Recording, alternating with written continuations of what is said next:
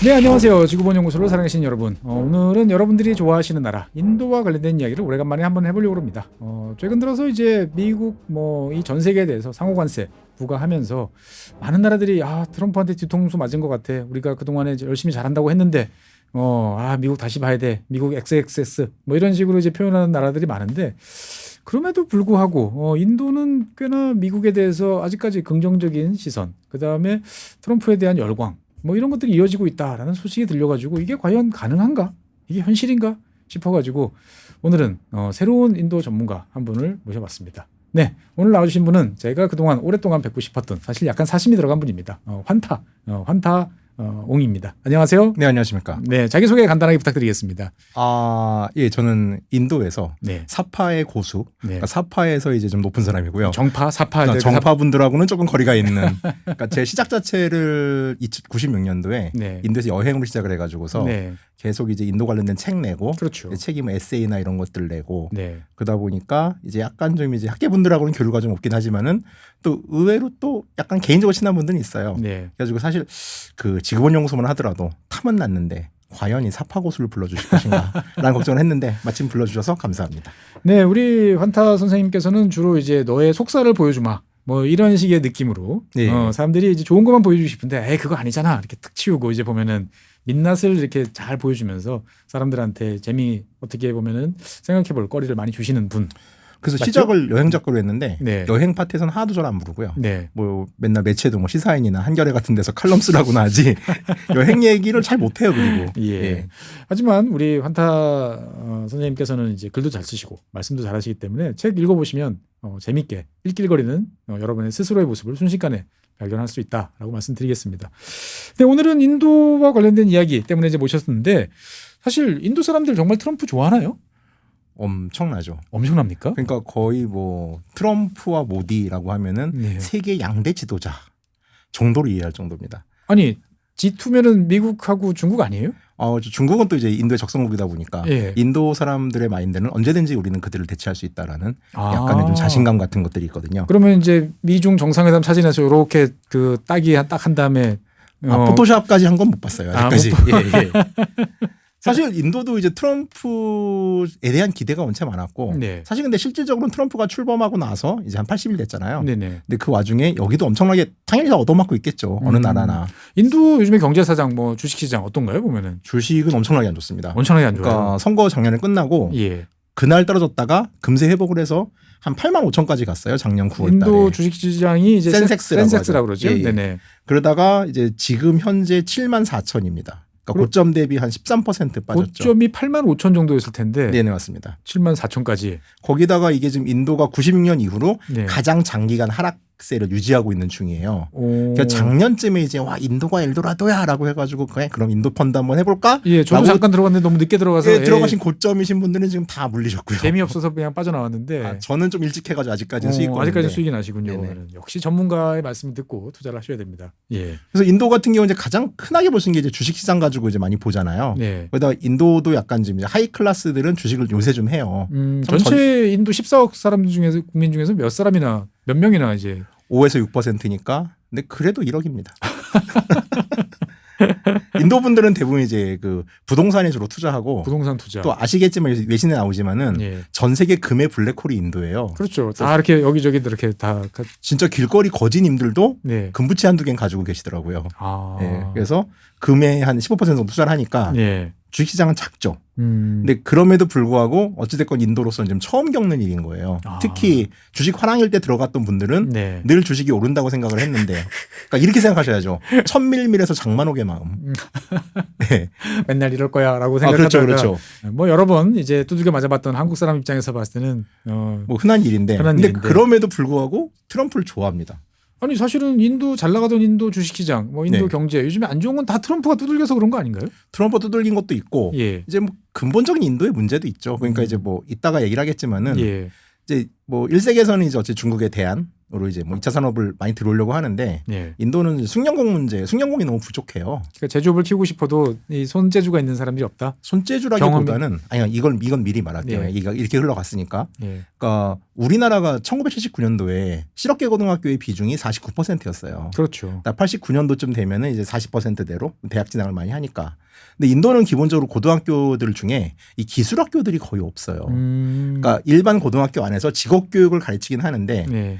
혹시 그 당시 같은 시대인지 모르겠는데 제가 좀 어리긴 하지만은 저희 때 저도 인문계 나왔는데 인문계 안에서 3학년쯤 되면은 직업반이라는 걸 만듭니다. 있었죠. 한반 정도 이렇게 약간 예. 뒷줄 계시는 친구들을 위해서.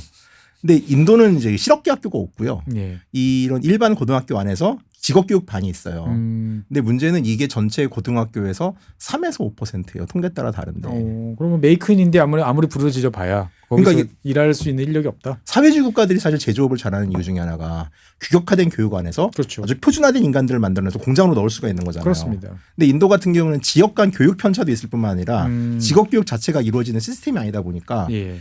2차 산업이 뭐 기회가 온다 하더라도 이걸 들어갈 수 있는 여지들이 없는 거예요. 그러니까 이게 쭉 진행하는 상황이에요. 상황이다. 어쨌든 바이든 대통령은 되게 모디 총리에 대해서 극진한 예우를 하면서 그렇죠. 막 중국 견제에 대해서 막 해주고 그러면서 이제 저도 뭐 방송에서 메이크 인 인디아 그다음에 뭐 인도로 간 폭스콘 이제 엔지니어들 이야기 예. 막 이제 이런 것들 이제 했었는데 어쨌든 그게 그렇게 효과를 보이지 못한 상태에서 트럼프 대통령이 딱 이제 취임을 했는데 이 인도 사람들은 트럼프 대통령하고 모디하고 사이가 되게 좋다라고 생각을 하는 것 같은데 실제로 그렇게 생각들 하나요 보면? 일단은 몇 가지 통계를 좀 말씀드리면 재밌을 것 같은 게 예. 그 인도 주간지인 인디아 투데이라는 매체가 있는데 예. 여기서 그 무드 오브 더 네이션이라고 하는 여론조사를 합니다. 이게 매년 2월, 8월 그러니까 이제 1년에 2번 하는 조사인데 여기서 2025년 2월이 최근 조사예요. 네. 근데 여기서 이제 인도 인구의 약 44%가 모디의 재선을 환영한다. 재선을 환영한다. 근데 여기까지만 들어도 그래 뭐 44%는 그렇죠. 그럴 수도 있겠어. 뭐 지지율 절반 뭐 라고 할 수 있는데 예. 이거보다 훨씬 이게 되게 낮은 조사고요. 트럼프 지지율이. 예. 그 유러피안 카운슬 온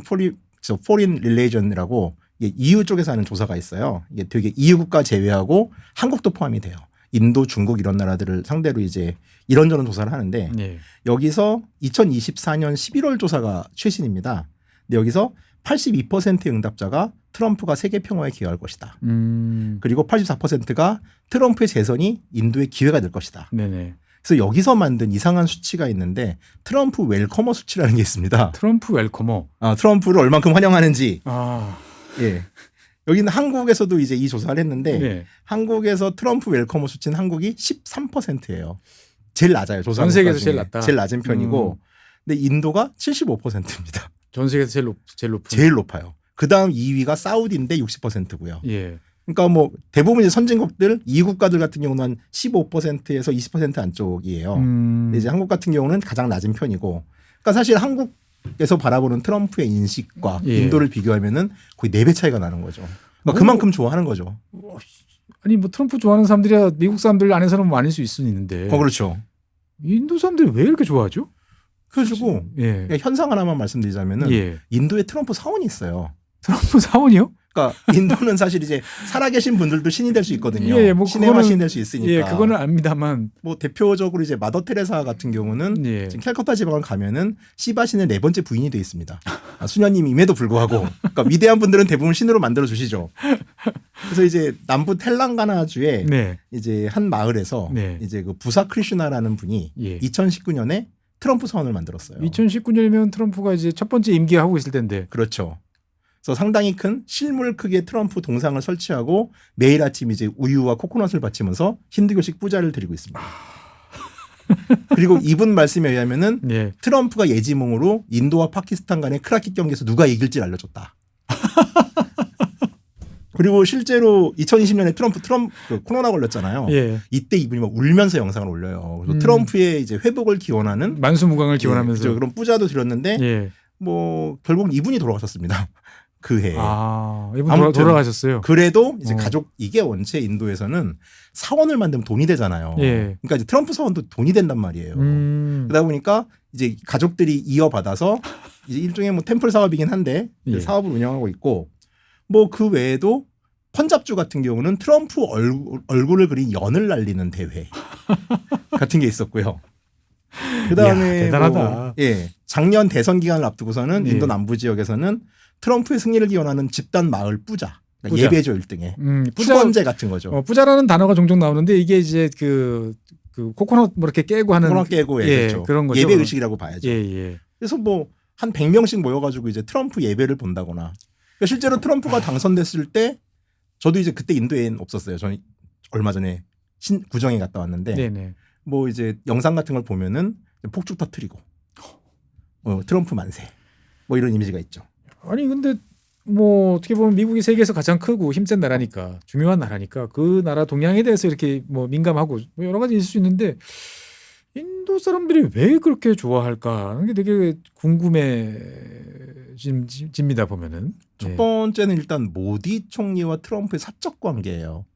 아. 그러니까 이게 사실 이해가 좀 안 되는데 우리 입장에서는 예. 사실 뭐 우리나라 대통령이 뭐 해외 지도자 누구와 사이가 좋다고 그 사람까지 숭배하진 않잖아요. 그렇죠. 그러니까 이거는 개인적 관계와 실리의 문제는 조금 다른 문제인데 네. 인도 같은 경우는 모디도 어찌 보면은 국내용 국내용으로 정치를 활용하는 입장에서 트럼프를 활용하고 있고 네. 트럼프도 립 서비스 되게 좋은 사람이잖아요. 그렇죠. 그러니까 서로 손해 볼 게 별로 없는 상태인데. 뭐 말한다 돈 들어 뭐 이런 마인드. 그렇죠.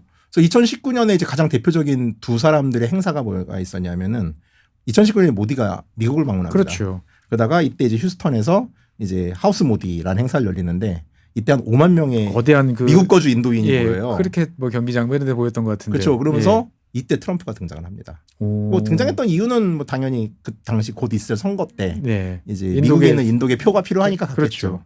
근데 모디가 트럼프를 인도의 진정한 친구다. 그리고 이제 트럼프는 모디를 미국의 가장 충성스럽고 위대한 친구다라면서 이제 서로 소위 말해서 이제 막 해준 거죠. 브로맨스가 이제 시작된. 뭐. 네. 근데 브로맨스라고 하기에는 사실 이게 각자 선거적 이미지, 인도도 뭐 이제 그런 네. 국내 정치 상황을 이용한 거잖아요. 네네. 근데 이거를 가지고 인도에서 이게 어떻게 이제 변화가 되냐면은 트럼프에도 인정받는 글로벌 리더 모디가 등장했다. 스트롱맨 트럼프한테 우리 모디 수상이 그렇죠. 이제 인정받았다. 그러니까 이게 절친외교라고 흔히 하는. 예. 그러니까 일기 트럼프 당시에 사실 이걸 시작한 건 아베예요. 그렇죠. 네, 아베가 시작을 했고 인도가 따라한다고 봐야 되는데. 아베 수상은 노력 많이 했죠. 골프장에서 그렇죠. 넘어지기도 하고. 참. 근데 아베는 이제 그 일본이 훨씬 나은 리터리시를 가지고 있어서인지 모르겠으나 예. 이걸 국내 정치로 자기로 활용하진 않고 결국 이걸 가지고 이제 협상에서 유력이 이끌어내는 쪽으로 방향을 맞췄다라면은 네. 모디는 여긴 관심이 없어요.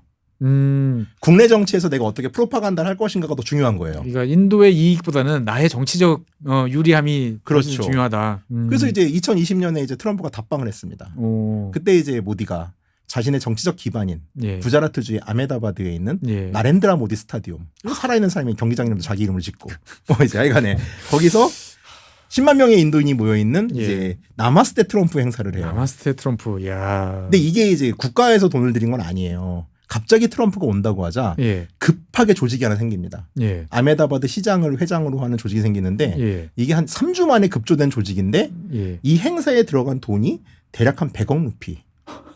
1,700억 정도가 들어왔어요. 돈은 누가 낸 거예요, 그러면? 이게 의문이죠. 그래서 인도 언론이나 야당들도 예. 그 당시에 돈이 무슨 1,700억이 누구의 이름이 아니잖아요. 100억 루피가 인도 같은 나라에서. 야, 그러면 이 행사가 그렇게 길진 않았을 것 같은데 보면. 근데 이제 트럼프가 와가지고 이제 열심히 트럼프를 10만 명의 인도 시민들이 환호하고 뭐 기분은 좋았겠네요. 이제 트럼프 기분 되게 좋아서 이제 뭐 예. 그레이트 인디아 막 이러고 예. 한 3시간 정도 체류를 했대요. 아메다바드에. 그러니까 행사에 직접 참여한 시간은 45분 정도라고 기사가 나오더라고요. 야, 45분 때문에 170억, 1,700억. 1,700억 때는 보통 태우는 게 쉬운 일이 아니잖아요. 그렇죠. 우리나라에서도 쉬운 일이 아닌데. 예. 그래서 이제 이거 가지고 막 옥신각신 했는데 언론의 심층 취재가 이루어지지 못했어요. 그 야당에서도 의혹만 제기하다가 흐지부지 끝나는. 예. 이게 인도 분위기 자체가 아니 국위 선양했는데 우리 딴지 검문이 니네 매국노야라고 하면은 현재의 인도는 이러면 입을 못 엽니다. 야, 인도도 국뽕이 되게 심하군요. 보면 국위 선양에 대한 이게 되게 강하군요. 보면은. 인도 국뽕은 예. 그러니까 이게 중국보다 샴페인을 먼저 땄어요. 인도가. 그러니까 사실 중국도 지금 막 전남 외교니 뭐니 최근 난리를 치잖아요. 예, 예. 근데 인도는 사실 중국 따라가려면 한참 멀었거든요. 예, 그렇죠. 근데 이미 흥분 상태예요. 이미 흥분 상태예요. 그러니까 약간 뭐라 그럴까? 인도는 우리가 나약한 이미지, 네. 중국이 생각하는 아편 전쟁 같은 이미지가 인도도 있는데 예. 이걸 탈피하고 싶어 해요. 그래서 약간 여담인데 99년도에 인도가 핵실험했잖아요. 예, 예. 저도 인도에 있었어요. 그때 인도에 계셨어요. 네. 보는 사람마다 저를 잡고서는 너네 네. 나라 뉴클리어 웨폰 있냐 이러는 거예요. 없다. 그랬더니 예. 모든 대답이에요. 인디아 이즈 스트롱으로 가요. 이런 분들을 하루에 한 50명씩 만나다가 미치겠는 거예요. 그래서 파키스탄을 넘어갔어요. 예. 이 파키스탄도 같이 핵실험을 했거든요. 그렇죠. 그때 맞대응했죠. 파키스탄 분들도 예. 너네 나라 뉴클리어 웨폰이 있냐. 우리는 없다. 없지만 노스에는 있어 이렇게 이야기했어야 되는 거 아닌가요? 그때는 없었을 때요. 99년이니까. 99년이니까. 99년 아직 없었겠구나 보면. 그래서 또 파키스탄이 이제 베리 스트롱이라고 가요.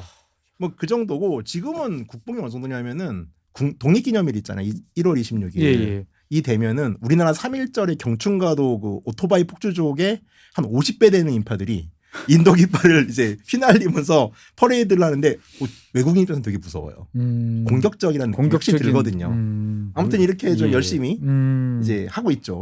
23년 6월이니까 대선 전에는 심지어 모디가 미국을 국빈 방문해가지고서 바이든 행정부가 개최한 국빈 행사를 예. 무시하고 사적으로 트럼프를 만나기까지 합니다. 그러니까 어떻게 보면 인도 입장에서는 이때 우리가 지금 배팅을 잘해가지고 예. 지금 곧 혜택을 볼 거다. 지금은 조금 불안하지만 이라고 보고 있는 거죠. 또 그런 또 믿는 구석이 있군요 보면. 그렇습니다. 우리는 바이든 대통령이 막 온갖 환대했지만 네. 그건 당연한 거고. 그렇죠.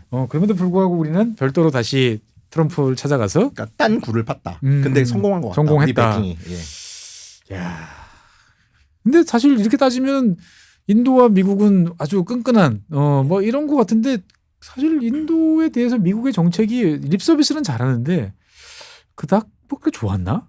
경제 정책만 보면 일기 행정부 얘기를 예. 해야 될 수밖에 없는데 트럼프 일기 때 이때 2016년 뭐 이미 예. 인도는 이제 그 일반 특혜 관세국 GSP에서 제외됐었고, 그렇죠. 예, 이게 이제 가장 큰 사건이었고, 그다음에 그 전으로 가면은 이제 알루미늄이나 철강에 대해서 이제 고관세를 미국이 먹이고 인도가 보복관세를 합니다. 예. 그래서 한동안 또 핑퐁을 했던 적이 있었고, 예. 그 다음에 뭐 이제 코로나 당시에 이제 그 비자 문제 가지고서 예. 이제 비자를 끊으면서 인도에서 좀 상당히 곤란했던 적이 있었죠. 그러다 보니까 결과적으로 이제 그 두 정상 간의 화기애애한 분위기들은 유지되고 이게 대외 언론에 전파는 되는데 예. 실속이 있었느냐라는 문제들은 계속 제기가 돼요. 음. 근데 문제는 이런 문제 제기조차도 네. 사실 인도는 조금 이제 좀 막히는 경향이 있죠. 그리고 이제 인도 사람들이 트럼프를 좋아하는 두 번째 이유는 네. 이제 우리 형 모디의 절친이라는 것도 있지만은 예. 반중국 정서가 있어요. 인도의 반중 정서도 대단하죠 또 보면. 우리나라도 뭐 이렇게 반일한다면서 일본 여행 잘 가듯이 예. 인도도 물론 이제 반중한다면서 중국 물건 되게 좋아합니다. 싸고 싸고 뭐 가성비 좋으니까. 그렇죠. 뭐 핸드폰 같은 경우는 지금 뭐 삼성이 좀 최근에 많이 밀리고 많이 밀리죠. 있고, 예, 그런 추세다 보니까. 근데 그럼에도 불구하고 대외적으로는 이제 중국은 인도의 가장 큰 적이죠. 사실 한 15년 전만 하더라도 예. 인도가 무슨 국제 행사나 아니면 이제 대외 관계 얘기하면서 우리의 숙적은 중국이라고 할 때마다 비웃었어요. 야, 니네가 무슨 파키스탄이지 무슨 중국이랑 그렇죠. 상대가 되냐라고 예. 했는데 지금 이제 인도가 몸짓이 좀 커지고 예. 거기다가 뭐 가란 계곡 전투 같은 라다크에서의 국경 분쟁 같은 것들이 주목이 되면서 그렇죠. 그때 이제 강목 뭐 이런 예, 걸로, 예. 이런 걸로 이제. 실제로 이제 인도는 중국을 주적으로 상정하고 있는 건 사실이에요. 그리고 이 가란 계곡 문제로 인해 가지고서 두 나라가 거의 뭐 틱톡도 다 못 쓰게 하고 중국 앱 다 지우게 하고 그렇죠. 뭐 물건 태우고 막 난리 예, 났었잖아요. 난리 났었죠. 예, 예. 근데 이 와중에서 이제 중국은 중국대로 미국이 우리를 포위하려 한다. 이걸 탈출하려고 사실 이제 뭐 1대1론 이런 개념이 나오는 거잖아요. 예, 예. 그리고 미국은 인도를 끌어들여가지고 쿼드를 만들었죠. 이건 약간 좀 다른 얘기인데 그러자 중국은 이제 스리랑카나 방글라데시 같은 인도 주변국들을 다시 또 포섭을 해가지고 역포위를 하는 중이에요. 예, 그렇죠. 예. 돈도 많이 들고. 뭐. 지금 되게 심각하죠 사실. 방글라데시 맞습니다. 같은 경우는. 예. 근데 그런 점에서 인도 사람들이 보기에는 와 쿼드에 인도가 꼈어. 이건 절친이가 가능한 거야. 그럼 미국이 인도를 진짜 인정해주고. 그렇죠. 어떻게 보면 중국이라는 저 상대를 하기 위해서 미국 혼자서 안 되니까 우리의 도움을 필요로 하는구나. 그렇죠. 그리고 1960년대 이제 인도 중국 국경 분쟁이 있었을 때 예. 실제로 확전을 막았던 게 미 항공모함이 인도양에 뜨면서부터예요. 그렇죠. 그때서부터 이제 그러다 보니까 그 기억이 있다 보니까 이제 약간 뒷배가 되지 않을까라는 기대들. 사실 뭐 군사력으로 아직까지는 인도가 상대가 안 되잖아요. 상대가 안 되죠. 뭐 최신 전투기가 라팔인 나라에서 라팔 15대밖에 없는데. 그리고 이제 두 번째는 이런 걸로 인해 가지고 인도에서는 이런 말을 씁니다. 모디한테. 비슈와 구루. 비슈아구로. 세계의 지도자. 세계의 스승. 너무 많이 나간 거 아닌가요 보면? 그러니까 이게 그래요. 진짜로. 아니 그러니까 뭐 미국 입장에서 봤을 때는 대중국 포위, 뭐 대중국 견제에서 필요하니까 이제 띄워주고 뭐 네. 잘해주는 척하고 그다음에 이제 또 뭐 인도계 미국인들이 또 여러 가지 IT 분야는 많으니까 뭐 나름대로 뭐 대우해주고 또 큰 시장이니까 여러 가지로 관심 가져주는 정도라고 저희는 보여지는데. 그렇죠. 거기다 인도 분들은 립 서비스를 잘하잖아요. 예. 립 서비스를 잘하는 분들은 상대방이 하는 립 서비스가 저게 립 서비스라는 걸 알아야 되는데 예. 인도 분들은 딱히 그걸 알지 않는 것 같은. 아니 오. 일부러 모르거나. 모르는 척 하나? 네. 뭐 그런 생각도 드는데. 그래가지고 사실 이제 모디의 글로벌 그 세계 지도자 네. 메이킹 같은 경우는 대표적으로 이제 언제 있었냐면 2023년도에 2023년? 모디가 갑자기 우크라이나를 갑니다.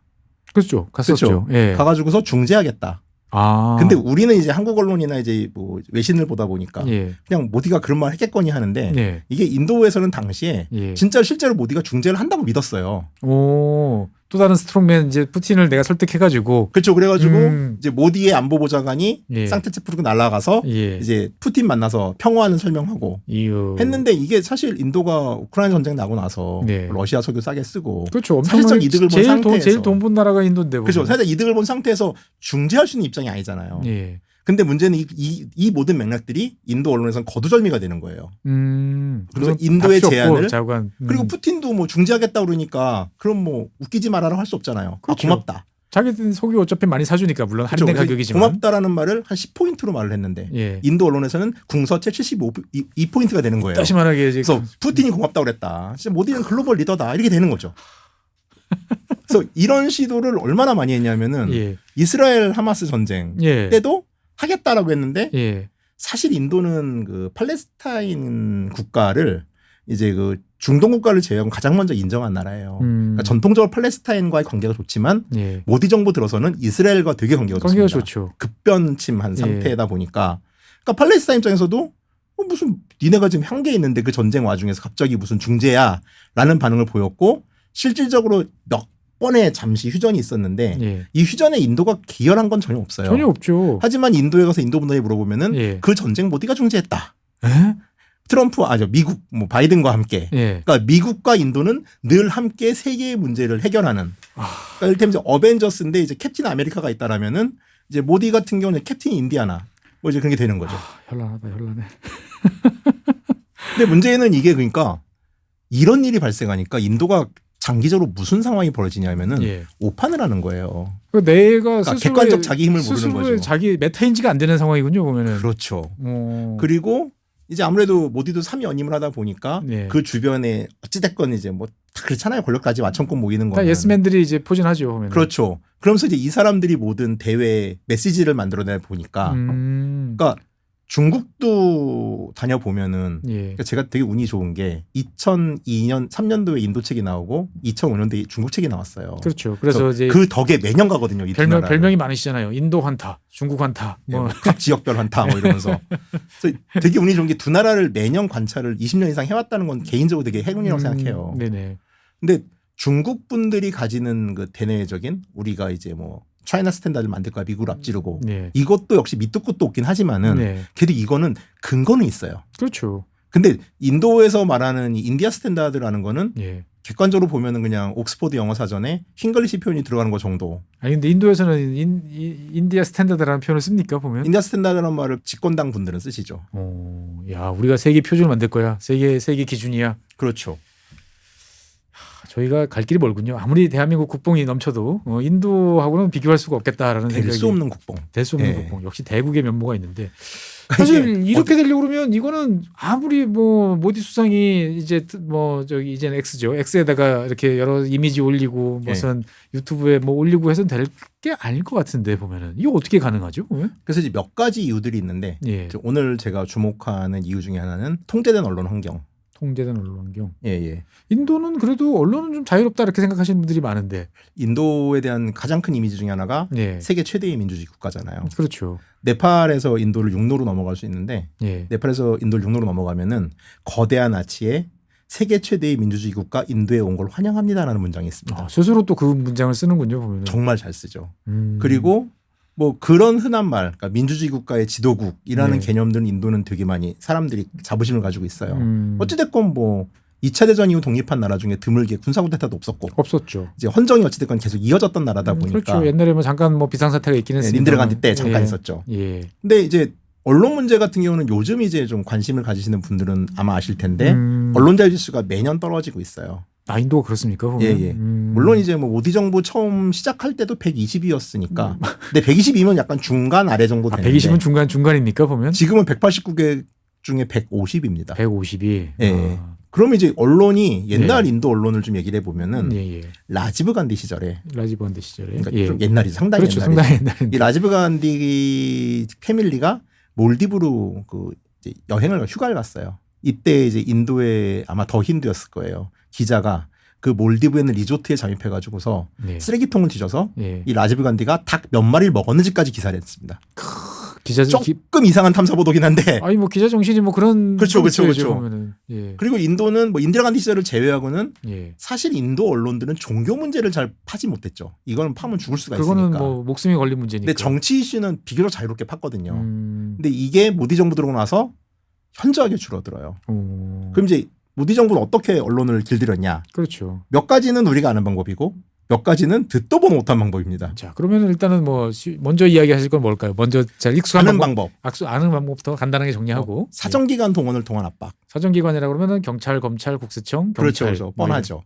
자, 가장 크게 이제 터진 대표적인 사례가 21년도 7월에 다이닉 바스카르라는 신문이 그 2차 코로나 팬데믹 때, 그러니까 이제 인도는 코로나 웨이브가 4번 왔거든요. 그렇죠. 두 번째 웨이브 때 인도 정부가 사망자 수를 좀 조작하는 게 아니냐. 당시에 이제 그 비하르 지역의 겐지스에 시신들이 막 떠내려오고 그랬어요. 맞아요. 그래가지고 막 떠내려가지 않을 정도로 막 몰려든다 막 이런. 네, 그렇죠. 그래가지고 정부가 적어도 수천 명 이상의 여서 이제 이 언론사는 대부분 우타르프라데시랑 비하르, 인도 북부 지대를 커버하기 때문에 남인도는 제외한 얘기예요. 이 겐지스강 주변에서만 수천 명 정도의 유역에서 시신을 은폐하는 게 아닌가라는 이제 뭐 상당히 근거가 있는 보도를 했어요. 근데 이거를 바로 공교롭게 내자마자 다음날 탈세 혐의로 수사를 받습니다. 이건 뭐 거의 너무 뻔히 보이는데. 그렇죠. 그리고 뭐 이제 2023년도에 더 카라반이라고 하는 독립 미디어가 있는데 여기는 이제 모디 정부가 코로나 백신 구매 과정에서 인도 이제 아스트라제네카 썼잖아요. 이 구매 과정에서 좀 약간 뭔가 의혹이 있다. 뭐 또 리베이트? 리베이트 같은 건데 되게 팩트를 대놓고 쓰진 않고 이제 흘렸어요. 근데 흘린 것만으로 바로 또 세무조사가 시작됩니다. 아, 역시 인도에서도 이 세무서는 무섭군요, 보면은. 근데 언론사 세무조사는 함부로 못 하잖아요, 사실. 그렇죠. 정기 세무조사나 하는 거고 큰일 있어야 하는 건데 그러니까 마음껏 하는 거죠. 그래가지고 편집장이 정말 기사를 내니까 다음날 조사가 시작되더라. 이 세무조사를 무려 6개월 동안 했다고 해요. 근데 이 카라반 같은 경우는 독립 언론이에요. 기자도 몇 명 안 돼요. 그러니까 뭐 정말 조그마할 것 같은데 6개월 동안 뒤질 게 없을 것 같아요. 업무를 못 하죠. 일단 인터넷 매체다 보니까. 그 다음에 이제 두 번째는 이것도 이제 한국에서도 볼 수 있는 방법입니다. 정부 광고 중단. 이건 이제 지지난 뭐 몇 번 봤었죠. 뭐 여러 번 있었죠. 근데 이제 인도 같은 경우는 이제 다들 요즘 레거시 미디어들이 그렇지만은 이제 독자들 구독료로 먹고 사는 구조가 아니라 광고로 먹고 사는 구조잖아요. 그렇죠. 그러니까 광고가 되게 중요하고 우리나라도 신문 발전 기금 가지고 좀 몇몇 이제 많이 먹고 살아요. 사실 뭐 신문들 보고 있으면 광고들이 이제 물건 파는 광고는 거의 없고. 그러니까요. 이제는 무슨 지자체 광고. 그렇죠. 그다음에 공공기관 광고 이런 것들이 이제 정말 많아졌어요, 보면. 그렇죠. 근데 이 광고가 끊어져요. 근데 인도 같은 경우는 인도의 정경유착은 다들 많이 이제 들어보셔서 아실 텐데 정부가 광고를 끊으면 알아서 기업들이 광고를 끊습니다. 그럼 이제 광고 백지 신문이 나오는 거예요. 그래서 이게 되게 효과적인 방법인 게 실제로 정부 비판 기사가 나오면은 정부 광고 끊기고 이틀 후에 기업 광고가 끊어져요. 그러나서 이 기사를 처리하거나 다시 정부를 찬양하는 기사가 나오면은 광고가 재개됩니다. 이게 관찰하면 눈에 보일 정도예요. 거의 뭐 자판기군요, 보면은. 그렇죠. 그래가지고 2018년부터 23년 사이에 모디 정부의 비판적인 언론 27개가 이 매체들은 정부 광고가 한 87%가 떨어졌대요. 그러니까 대놓고 그냥 이제 안 주는 거죠. 그러니까 우리는 이런 일을 하면은 일단 발칵 뒤집어지죠. 그렇죠. 그리고 반대쪽의 언론이 하더라도 언론끼리 또 이게 있잖아요. 그렇죠. 근데 이제 인도는 좀 그런 게 부족한 거죠. 동업자 정신이 좀 부족하군요, 보면은. 네, 그렇습니다. 그럼 여기까지가 이제 보통 이제 익숙한 방식. 우리나라에서도 옛날에 많이 봤고, 어떻게 보면 지금도 사람들 머릿속에서 뚜렷하게 기억나는 건데, 좀 낯선 뭐 방법들은 어떤 게 있을까요, 보면은? 언론사를 직접 삽니다. 정부가요? 근데 정부가 살 수는 없잖아요. 그래서 이제 모디의 친구 기업들이 있잖아요. 이를테면은 이제 이재용 삼성 회장이 단지 하객이었던 릴라이언스 그룹이나 네. 아니면 요즘 이제 아주 시끄러웠던 아다니 그룹 아다니 같은 그룹 경우. 같은. 아다니는 정말 모디랑 거의 뭐 그렇죠. 비행기도 빌려줘서 선거 예. 캠페인 할 정도로 친한 회사들 아니에요. 예. 이런 회사들이 예. 모디 비판적인 언론들을 사버립니다. 아, 돈으로 사버리는 거예요. 예, 그래서 14년 모디 정부 1기 때 예. 네트워크 18이라는 매체가 있었는데 예. 이 회사가 이제 시작이에요. 이게 릴라이언스 그룹이 사버려요. 그러고 나서 가장 이제 컸던 사건은 2022년에 모디의 절친인 아다니가 아다니. NDTV라는 매체를 여기- 이 NDTV는 여기 되게 반정부 매체? 비판적인 매체죠. 예, 예. 비판적인 매체인데 이게 이 회사가 주식회사였어요. 음. 그리고 경영이 어려워가지고서 이제 주식을 좀 임대하는 식으로 돈을 임차했는데 네네. 이거를 아다니 그룹이 들어가가지고서 예. 일단 28% 주식을 확보한 상태에서 공개 매수를 해버립니다. 근데 이 관계가 적대적인 수익병인 거죠. 그렇죠. 대놓고 한 거죠. 예. 그래가지고 NDTV 창업자 부부가 이 상황을 전혀 모르는 상태에서 회사가 팔려나간 거예요. 이야, 정광석화처럼 돈의 힘으로 그냥 매수를 해버렸군요. 그렇죠. 근데 NDTV 같은 경우는 어찌됐건 인도는 이제 신문보다는 텔레비가 훨씬 강해요. 텔레비전이 강한 텔레비 매체예요. TV 매체인데 예. 그룹 인수 후에 정말 빛의 속도로 이제 논조가 달라지는 거죠. 그러니까 일단은 주요 칼럼진들은 다 잘리고요. 뭐 편집국 뭐 이런 데 있던 뭐 데스크에 있던 사람들 다 이제 아웃데스크고. 그래서 NDTV가 인수되고 나서 예. 모디의 리더십을 찬양하는 다큐멘터리를 이제 방영하면서 이제 그 전까지 뭐 인권 문제, 네, 모디 정부하에 있었던 뭐 무슬림에 대한 탄압 이런 네. 것들에 대한 심층 보도가 되게 강세였던 매체인데 예. 이게 싹 사라지는 거예요. 그러면서 모든 경영진이 거의 사표를 냅니다. 야, 이거 뭐 사실 할 말은 또 뭐 따지고 보면은 뭐 탄압이냐라고 보면은 아니 돈 주고 샀어라고 하면 그렇죠. 근데 굳이 그러니까 이건 사실 대부분의 나라에서 이건 처음 보는 전 처음 보는 아니 방식이에요. 돈이 들어가야 되는. 그러니까 갑자기 뭐 이제 경향이 우리 사준대. 예. 갑자기 이제 뭐 한 주당 1억 예, 1억씩 그렇죠, 줄 테니까 우리한테 팔어. 막 이래가지고 그렇게 된 거죠. 예. 2주 후에 갑자기 이제 친정부 매체로 돌변. 뭐 이렇게 그렇죠, 되는. 그렇죠. 이야. 그리고 이제 2014년 1월에는 이제 비즈니스 스탠다드라고 네. 경제지예요. 음. 요게 또 이제 JSW 기업에 인수가 됐는데 예. 여기서도 인수가 되자마자 이제 여기가 약간 경제 매체다 보니까 뭐 이제 그 모디의 2차 산업 진흥 계획이나 이런 것들이 주먹구구다라는 식의 좀 비판 기사들이 많았고 네. 사실 비즈니스 스탠다드의 기사를 대부분의 해외 언론들이 인용을 많이 했어요. 맞아요. 근데 비즈니스 스탠다드 기사들이 또 사라지고 경제 칼럼니스트들이 다 해고되고. 해고되고 뭐 그런 일이 벌어지는 거죠.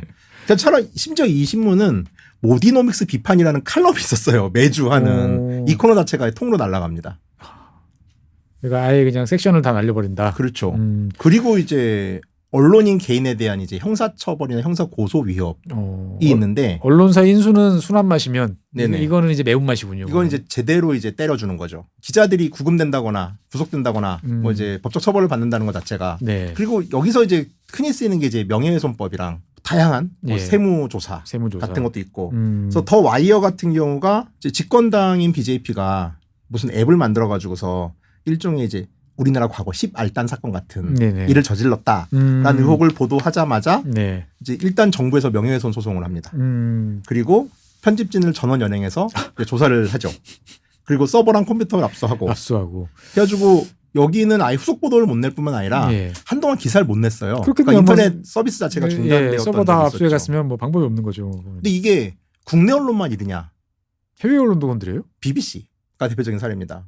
아니 그 민족 언론 BBC도 그러니까 그래서 재작년이죠. 23년도에 네. 이제 그 인도 총선을 앞두고 나서 모디 정부의 이제 명과 암 뭐 이런 스타일의 제목을 가지고서 일부는 이제 모디 정부가 출범하고 나서 얼마나 무슬림이나 소수자들에 대한 차별이 심했는지 2부는 정면으로 구자라트 학살 사건을 다뤄요. 아이고야. 아픈 그럼 데를 모디에 푹 찔렀네. 가장 많이. 예. 물론 인도서는 이 구자라트 학살 사건들이 친정부 시민들에 의하면은 중국인들이 천안문 사건 대하듯이 하긴 합니다.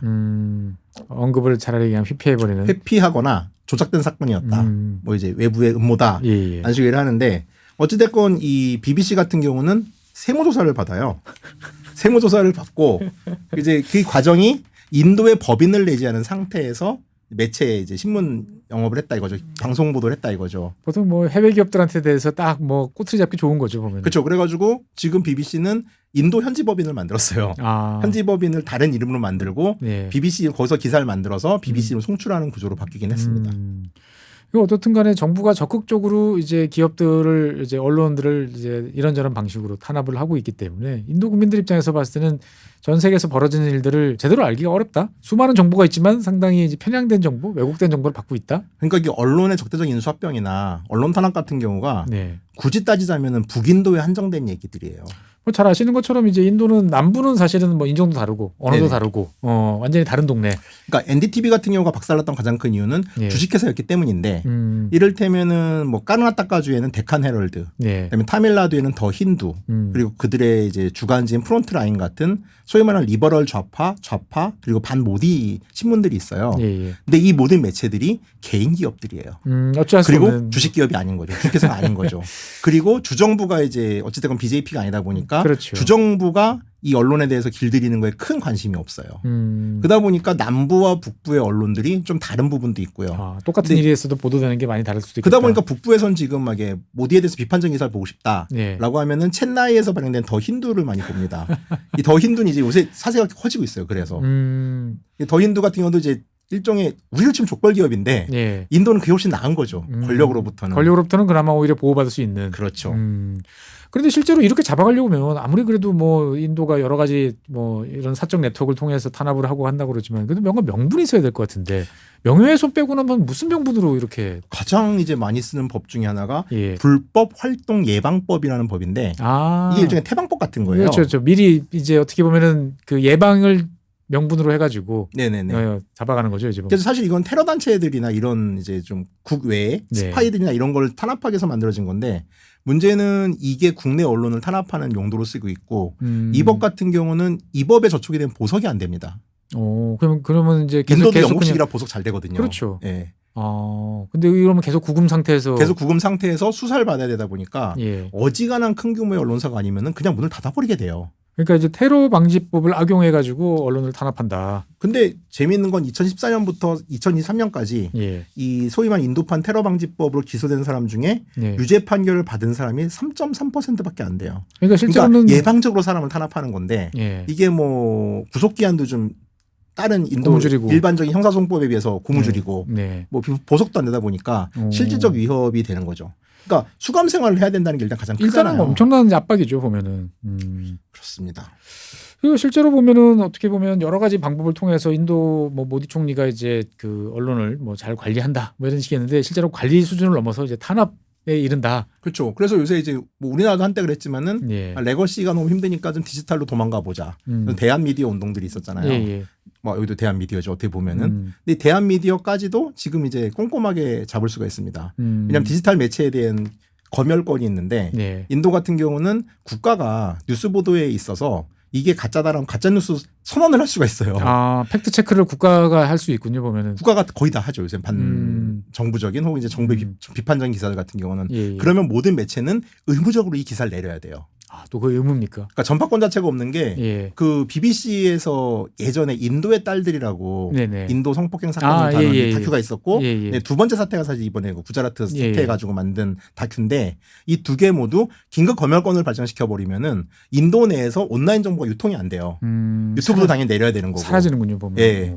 그러니까 볼 수가 없는 거죠. 그래가지고 이번에 BBC 다큐 같은 경우도 인도에선 볼 수 없다는 자막이 나왔어요, 결국은. 해외에서만 볼 수 있는. 네네.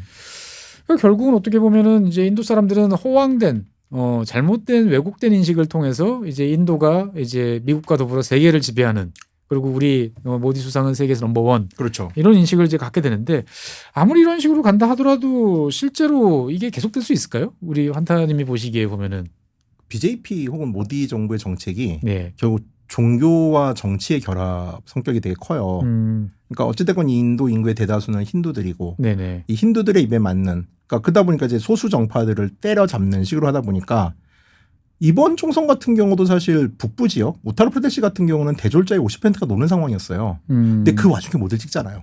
하긴. 그러니까 이제 이거는 리터리시의 문제도 좀 있는 것 같아요. 그러니까 어쨌든 문맹이라든지 뭐 종교적인 이슈 이런 것들이 있기 때문에 우리가 합리적인 이성으로 판단해서 뭐 이렇다 저렇다 판단하기보다는 어떻게 보면 세뇌돼 있다라고 이제까지 세뇌는 조금 세고 예. 그 교수님 혹시 문맹자랑 정말 대화를 해보신 적 있으세요? 문맹자랑 사실 대화한 적은 없어요. 이게 되게 놀라워요. 일단 그 분들은 전 인도에서 좀 봤거든요. 예. 제가 힌디를 더 잘해요 그분들보다. 한 400단어가 안 되시는 것 같은데 예전에 코로나 팬데믹 때 모디 총리가 TV 화면에 텔레비에 나와서 네. 대국민한테 락다운을 선언하면서 어떻게 연설했냐면은 예. 여러분 밖에 나갈 수 없어요. 버스도 안 다녀요. 릭샤도 안 다녀요. 자전거도 안 다녀요. 그러니까 나가면 안 돼요. 이렇게 연설을 해요. 연설 방식 자체가 달라요. 대중 연설은 그렇게 해야 되는군요. 인도에서는. 인도는 정말 쉬운 문장으로 3형식 이상 넘어가면 안 돼요. 문장이. 그러니까 이게 모든 사람을 포괄하려면 그래요. 근데 그 와중에서도 그 이후고 나서 뉴욕타임즈 기사 보면은 락다운이 있고 나서 어느 역에 그 구두 닦는 분은 무슨 상황이 벌어지는지 모르는 거예요. 그러니까 인도가 뭐 문맹률이 78% 이제 문자 해독률이 80%에 육박하고 있다고 하는데 네. 이게 전적으로 그대로 볼 수는 없는 게 내 이름 쓸 줄 알면 그냥 글 쓴다라고 생각하는 거고 읽을 줄 안다 생각하는 그 수준이다. 그리고 이분들은 루머에 정말 약하죠. 루머에 약하다. 그러다 보니까 옛날에 그런 일이 있었대요, 진짜로. 그 독립운동 시절에 간디가 네. 그런 말을 하지 않았는데 네. 갑자기 동부 지역에서 간디가 모두에게 토지 개혁을 해서 땅을 준다고 그랬대. 간디한테 지금 가면 땅을 받을 수 있어라고 해가지고서 네. 수만 명의 마을 사람들이 갑자기 뭐 문바이로 이동을 하는 일, 그러니까 그런 일들이 남의 일이 아니고 남의 일이 아니라. 현재도 그 정도까지는 아니지만은 벌어질 수 있는 일이라는 거죠. 우리 한타님이 보시기에는 이제 트럼프가 지금 인도에 대해서도 이제 고율의 관세를 때렸죠 보면은. 예. 예. 앞으로 어떻게 될 것 같으세요 보면은? 제가 생각했을 때는 결국 관세 맞고 살림살이 안 좋아지고 뭐 이러면 인도 사람들도 현실 인식 또 반 트럼프 이렇게 또 바뀌지 않을까 하는 생각도 드는데. 일단 인도는 이 지금 나온 보편 관세에 예. 아주 행복해하고 있습니다. 행복해요? 예. 26% 맞았잖아요. 예. 근데 베트남이 70%대고 70%대고 중국은 지금 104가 됐죠. 104니까. 그리고 방글라데시나 스리랑카도 예. 60, 70%대예요. 아, 우리나라 상대적으로 적게 맞았어. 그래서 이제 지금 인도 언론들 무슨 얘기를 하냐면은 지금 방글라데시 같은 경우가 의류로 돈을 벌잖아요. 그렇죠. 세계 2위의 의류 수출업체잖아요. 그렇죠. 우리나라 예. 기업 들어가 있고 예. 스리랑카도 의류를 꽤 많이 하거든요. 그렇죠. 신발이랑. 네, 맞습니다. 그리고 베트남도 뭐 자동차도 하지만은 경공업도 한단 말이에요. 여전히 경공업이 그래도 우리가 가능성이 있다라고 주장을 해요. 아, 남들 다 나가 떨어진 상태에서 그렇죠. 메이드 인 인디아가 이제 어제 기사를 보면은 아이폰이 지금 중국 고관세로 인해 가지고 뭐 3,000불짜리 아이폰이 될지도 모른다. 예. 그래서 애플에서 인도로 더 많은 물량을 보낼 수도 있다. 아, 메이드 인 인디아 이제 찍힌 이제 아이폰은 상대적으로 싸게 나갈 수 있으니까. 사실 인도 붐은 예. 대부분 지정학적 이득이에요. 그러니까 몇 년 전에 났던 인도가 갑자기 성폭행의 천국에서 엘도라도가 됐던 이유도 예. 지정학적으로 전 세계 특히 1세계가 탈중국을 하면서 인도에게 기회가 생긴 거고 그렇죠. 지금의 보편관세 같은 경우도 따지고 보면은 인도에게 기회가 생긴 거예요. 상대적으로는. 그리고 이거는 일정 부분 모디의 성과일 수도 있겠죠. 어떻게 보면은 그렇게 주장할 수 있겠죠. 아주 무리해서 본다라면. 그렇죠. 그러면 약간 뭐 경광부회긴 하지만 뭐. 근데 처음에 얘기했듯이 인도가 이 상황을 이 혜택을 얻을 수 있느냐. 그럼 2차 산업이 들어왔을 때 전 세계 기업이 몰려왔을 때 네. 전기가 제대로 매설되고 수도가 제대로 나오는 땅을 확보하고 있느냐. 이들이 노동할 수 있는 약간의 정돈된 기술학교를 나온 노동자들이 기다리고 있느냐. 네. 이 둘 다 아니라는 거죠. 그러니까 뭐 그동안에 이제 수십 년 동안 다녀오신 바로는 쉽지 않다. 그런 기회가 전 세계적으로 봤을 때 인도한테 오고 네. 있는 건 맞는 것 같은데 받아먹을 역량이 안 되는 그렇죠. 것 같다. 제가 어쨌든 인도를 30년 다녔잖아요. 이번 인도 붐 전에 붐이 2006년 인도 붐이었어요. 그때 당시 민주당 대표였던 이인재가 네. 피닉제에서 예. 인도를 가서 인도 IP를 가지고 국회 기조연설을 했었어요. 대표자 연설을. 그때도 인도 붐 있었거든요. 그러니까 인도 붐은 주기적으로 와요. 맞아요. 브릭스가 있네 뭐니 하면서. 80년대도 한 번 있었고. 맞아요. 예. 근데 계속 인도는 이 과실을 이제 제대로 얻지 못하는 거는 이제 준비가 안 돼 있는 거죠. 준비가 안 돼 있기 때문에. 그러니까 모디 정부가 들어나서 이 준비에 노력을 하는 건 저는 인정을 해요. 네네. 근데 이 준비가 과연 이 과실을 그러니까 수많은 인구 보너스를 제대로 가질 수 있을 만큼 인도가 준비되어 있고 여기 대응할 수 있을까 하신가에 대해서는 저는 조금 회의적입니다. 그러니까 어떻든 간에 이제 미국 인도 분들은 이제 트럼프가 만능 해결사고 우리 모디와 같이 이제 세계를 경영하는 이제 이런 사람이니까 우리한테 잘해줄 거야라고 생각을 하는데 실제로 어떻게 보면은 뭐 긍정적인 면이 일부 있긴 하지만 그거를 받아먹는 실력이 과연 있을 것인가 그렇죠. 라는 점에 대해서는 좀 의문이 있다. 받아먹는 것도 실력이에요, 진짜. 그렇게 뭐 따지면 대한민국은 대단한 이제 실력을 나름대로 그 상황에 맞춰서 갖추고 있었다라고 볼 수도 있겠군요. 보면 역사적으로 보면. 그렇죠. 정말 준비된 나라였죠. 네, 오늘 어떻게 보면은 참 시간이 순식간에 다 이렇게 지나갔는데 역시나 이 30년 내공이 혼자 떠드는. 네, 어떠셨나요?